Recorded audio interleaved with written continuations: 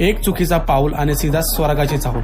अशा इंस्टाग्रामवरती रील तर खूप पाहिल्या होत्या, पण खरंच कलावंतीन ट्रेक इतका खतरनाक आहे की नाही हे बघण्यासाठी पहाटे निघालो. डिसेंबरचा महिना असल्याने फाई मजबूत थंडी, म्हणून टपरीवर थांबलो आणि चाय घशात ओतली. गाड्याच्या पायथ्याशी 2-2 वडापाव हाणले आणि चढाई सुरुवात केली. सुरुवातीला 1-1.5 तास तर काय वाटलं नाही, पण नंतरला मनातून एक आवाज आला, म्हणून थोडं दमायला होतंय.